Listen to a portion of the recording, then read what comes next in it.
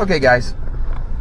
You remember the other day I was telling you that your number one tool in your toolkit to stay safe when boondocking is your brain? Well, let me tell you what.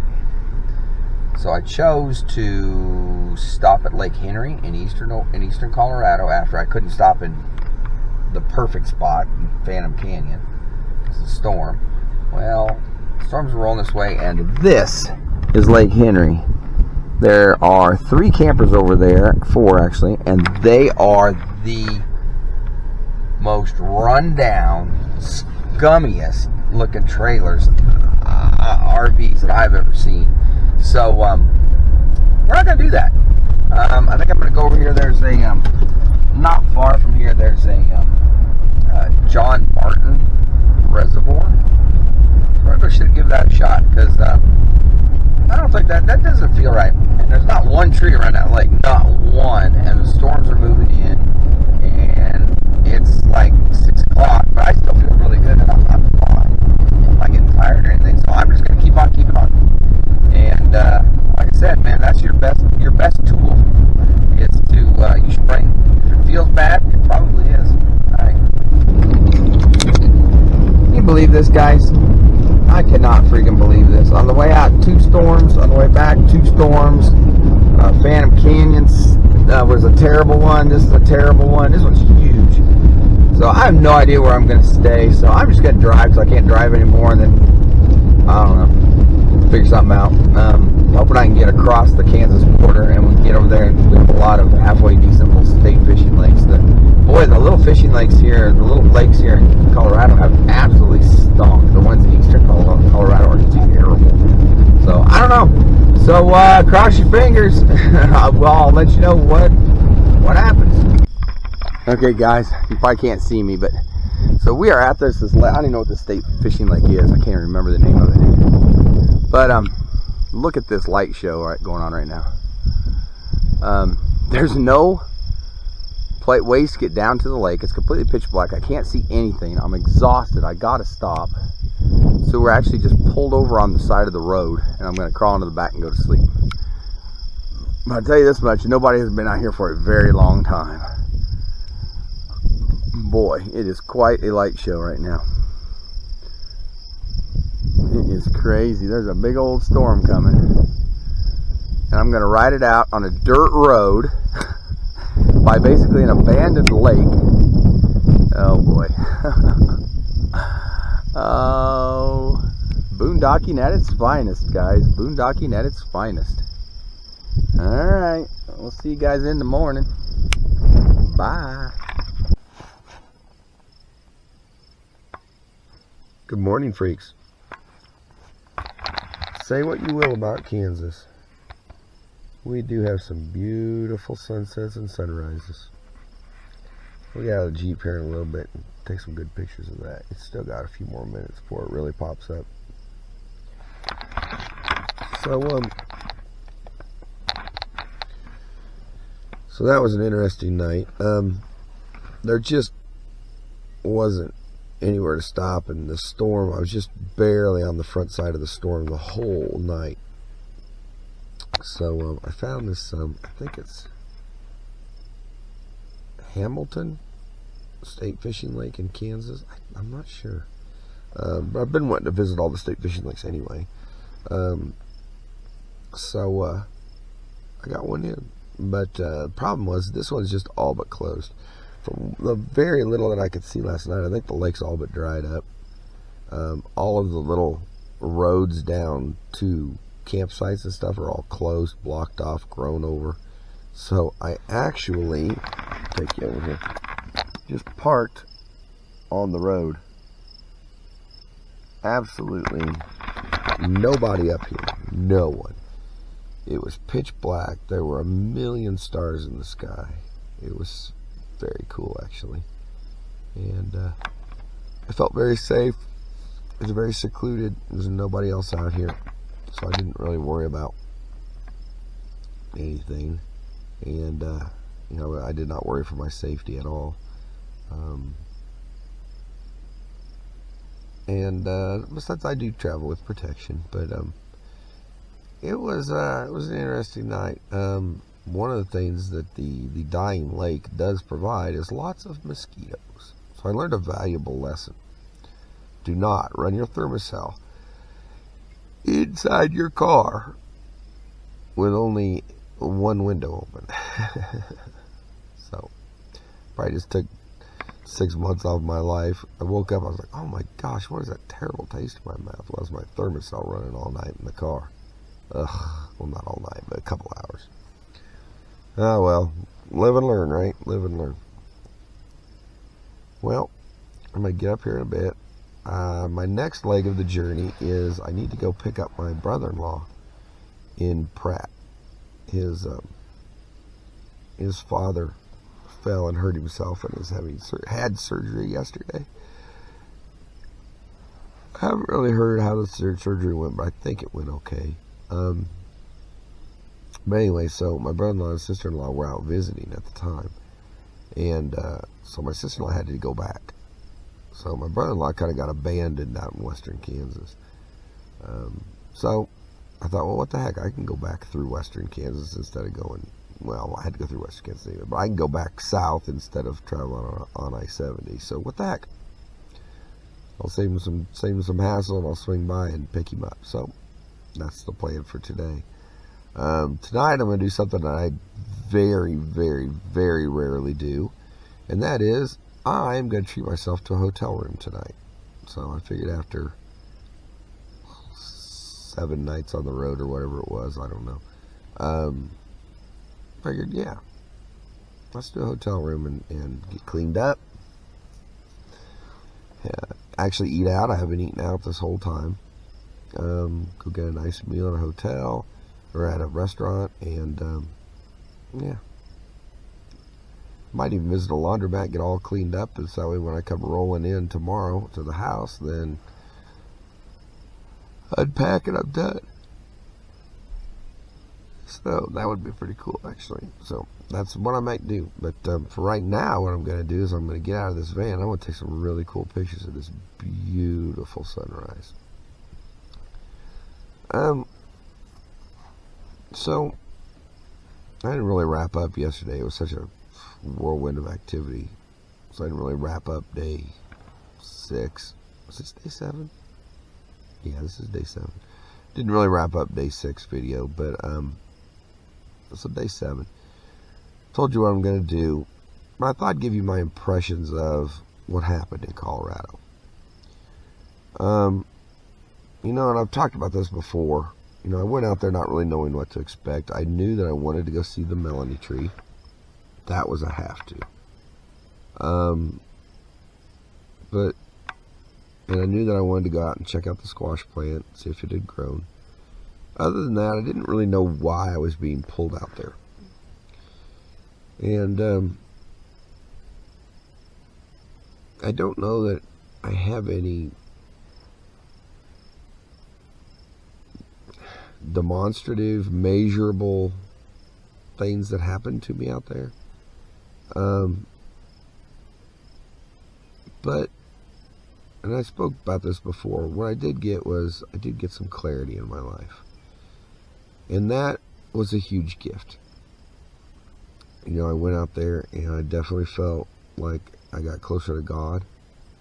And I definitely felt like I got, not closure, but maybe a little peace with the whole situation. And for right now, that's about the best I think I could probably do. You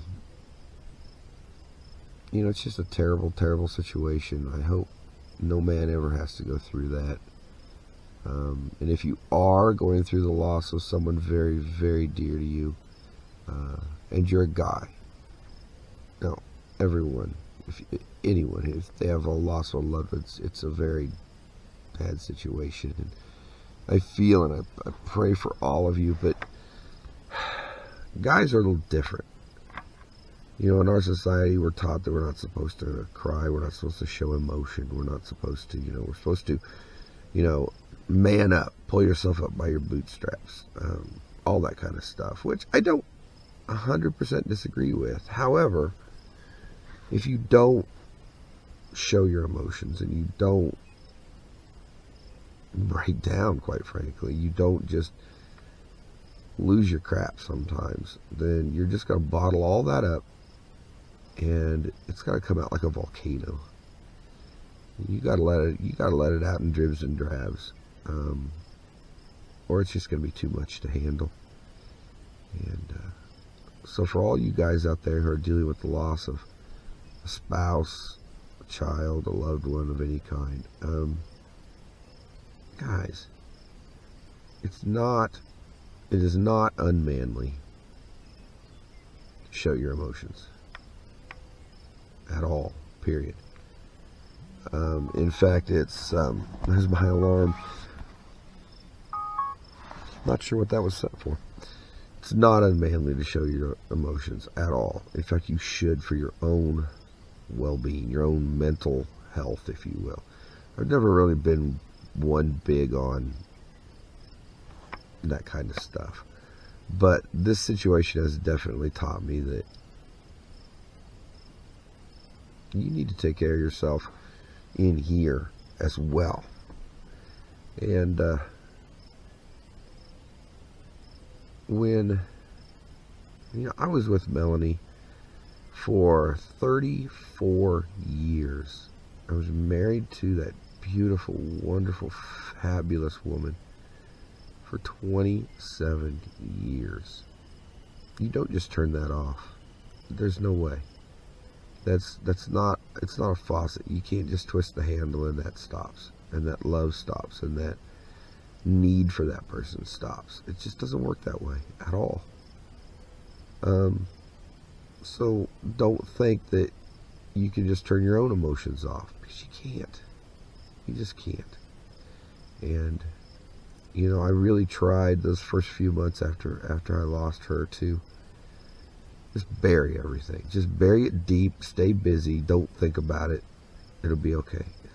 And that was wrong.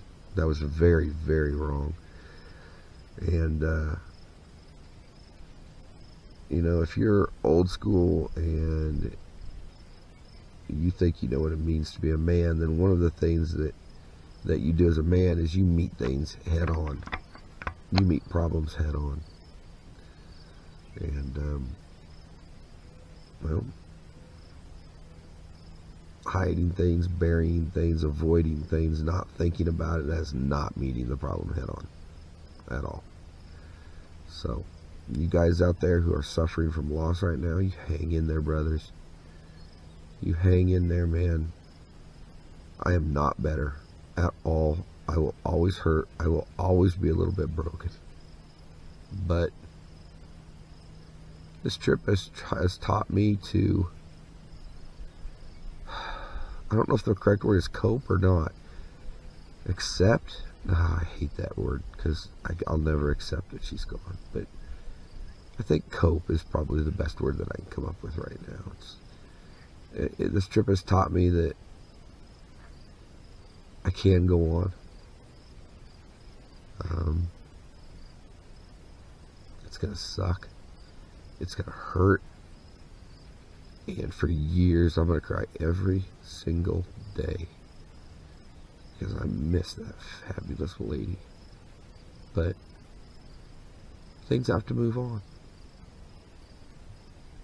It's like that stream I sat next to every single day up in Colorado. It just keeps moving on. You pull a rock out, it's different. You pull a log out, you add a rock. The pattern is different. It looks different. It may sound different. But it's still moving. It's still just moving on. And that's what we have to do. It's just one foot in front of the other, brothers. We just have to keep moving on. You have to identify what the important things are in your life and attack those. And attack them hard. And that's just, right now, that's all I've got. I don't have any more sage words of wisdom than that. So for all my brothers out there that are hurting, that have lost someone dear to them, especially their wife, their mate. My heart goes out to you. My heart absolutely bleeds for you.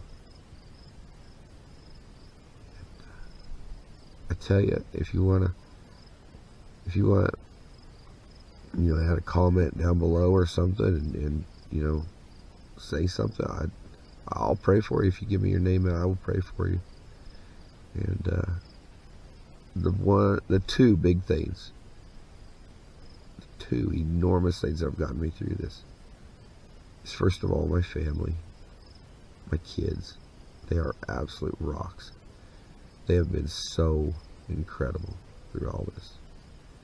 And then most importantly is my faith in God. And I know at first my faith was shaken.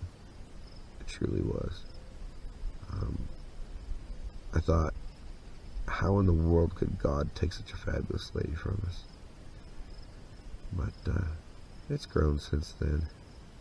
My faith now, I think, is probably stronger than it's ever been. And I understand a little bit better. But I don't know. That's it. That's all I got. Well, I'm going to spin you around, and I'm going to leave you with the view of this gorgeous sunset that the dear Lord has given us this morning. So let me see if I can turn around here a little bit. Look at that beautiful sunrise.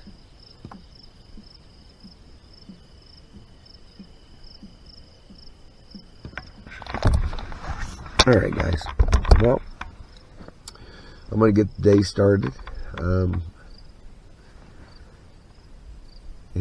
Today's mainly just going to be very little driving and then resting tonight.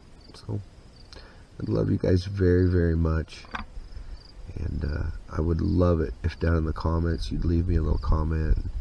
If you're having a hard time right now, if there's something in your life that you're struggling with, I'd love to hear about it. I really would. And if there's something I can do, if I could pray with you about it or pray for you about it or whatever, I would sure love to do that. Again, what do I tell you every time? Every single time, what do I tell you? I tell you to love on them hard. Every day, you tell those people that are special to you that you love them. Every single day. And you don't wait for tomorrow. Do not wait for tomorrow, brothers and sisters. Tomorrow is not a guarantee. And there may come a time when you run out of tomorrows, just like I did. So don't do that.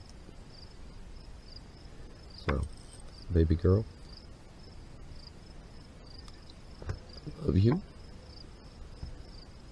I will always miss you. And you'll always be a part of me. Alright, guys. You have a good day.